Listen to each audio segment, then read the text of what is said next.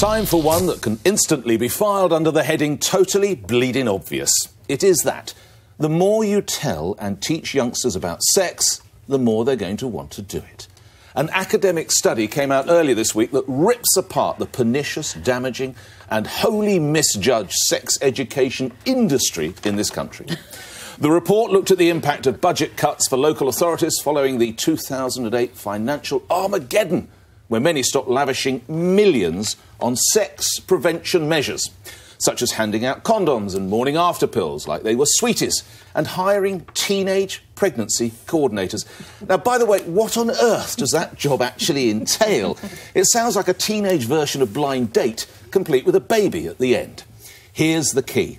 Where they cut the hardest, the rate of pregnancies dropped the most. In some instances, down to levels unseen since 1969. The moral is unambiguous. Sex, note, not relationship, education may be well-meaning, but it also happens to be about as useful as a ripped condom.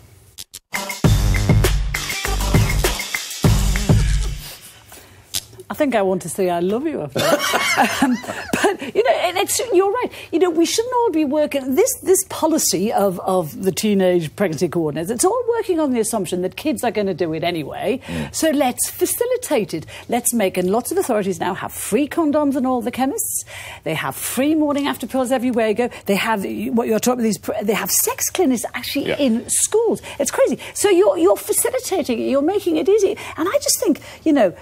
I don't know whether you know this as well. Parents can currently withdraw their kids from sex education lessons if they want to. The government is shortly to change that. So you will have, as a parent, no say over what your child learns about sex or how they learn about it. The state is going to decide. And I think that is shocking. And it's what you say. This is just another example of well-meaning progressives telling us what to do with our kids and getting it totally wrong. I fear we might be outnumbered.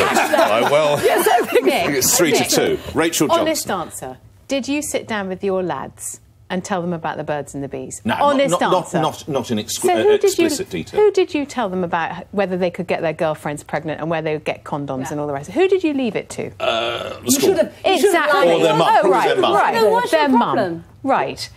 Greg, hang on. Greg, did you sit down with your boys or your eldest children and do the birds and the bees as well? Or did you outsource it as well? Bits.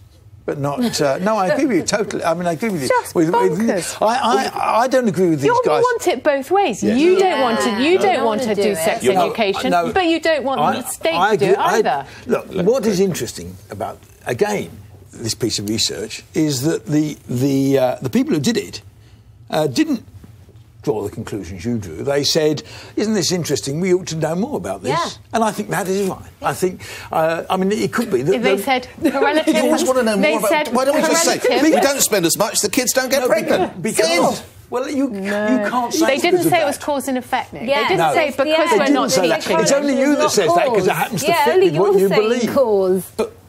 Well, how else do you want to interpret the figures then? No, wait. Sorry. But how do we know that that's the reason? Like, we haven't looked at all the other factors. There could be something else. I don't know. I don't know that community well enough. But there could be something else going on there why there's been a drop in teenage pregnancies. We cannot say for certain it's that, especially when all of the data for the past 30 years has told us the opposite. So how else and if you look at the Scandinavian countries... Oh, please. We don't live in the bloody... whenever we do this, look at Denmark. Look, I don't live in bloody Denmark and I don't live in Helsinki, so we off about all of that. We must look at those We've managed to take in areas... we all agree we don't...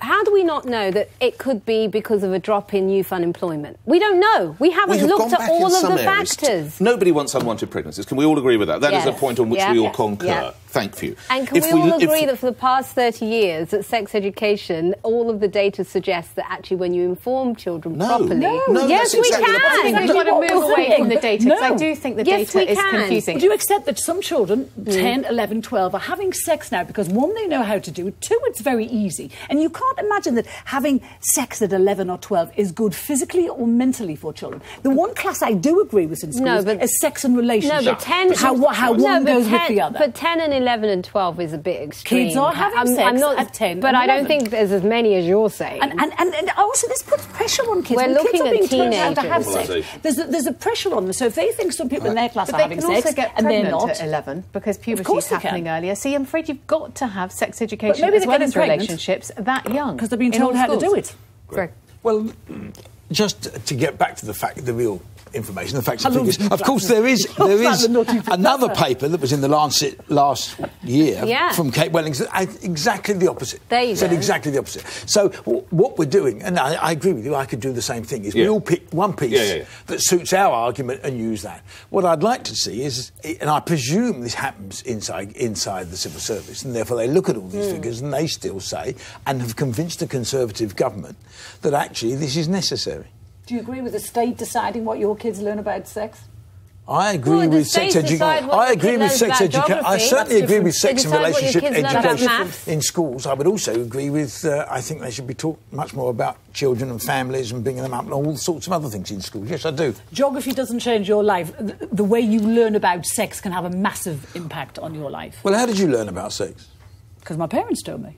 Yeah, and we were working class on accountants, and yes, they told me. They knew how to tell me about it, which is, I think, it's a parent's job, frankly. But I think a lot of parents don't feel comfortable talking about sex with their But children. neither do teachers. And actually, making sure that children are informed and understand all the risks is important. It's a vital form of education. Know how to do that? There was a report from Ofsted a couple of years ago that said a quarter of the schools that were giving sex education were not doing it properly because teachers felt uncomfortable. I think it's easier when you're not emotionally involved with a child. To be honest. If I was to take you or speak to you about the delights of jumping behind the steering wheel of a Ferrari sports car and driving up the motorway at 120 miles an hour and how fantastic, you're going to want to do it. You're going to want to do it. You're going to want to do it. So you sit there and then the pressure, and the boy and girl are watching that, and the boy has been trying to make the girl, let's put it politely, put out, and the girl has said no and no and no. And suddenly there is a normalisation. Oh, come on, we learned it all in class with 13 or 14. OK, so Nick, what do you... You've been to one. How many of you attended? Well, I mean, I have been to one. Precisely. My None of us have been there for years. No, but often in schools they show a childbirth video.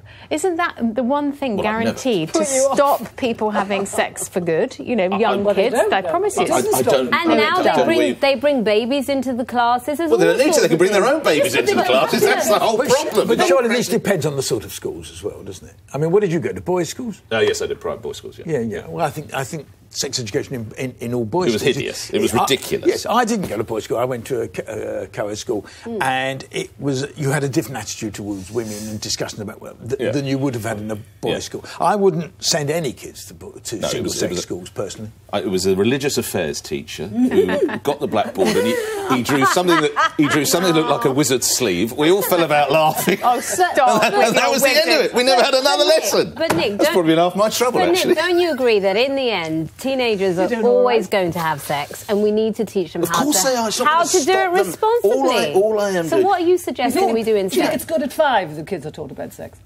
No. But they are being taught. But that's not what we're talking about here. We're talking about teenagers. We're talking about sex education for children. So children aged 5 are being taught sex education. But in terms of proper sex education, we're looking at teenagers, Carol. Kids at 5 get sex education lessons, Junior. Just splitting hairs here. It goes from 5 through to 16. Sex education is where it's at, Nick. Come on.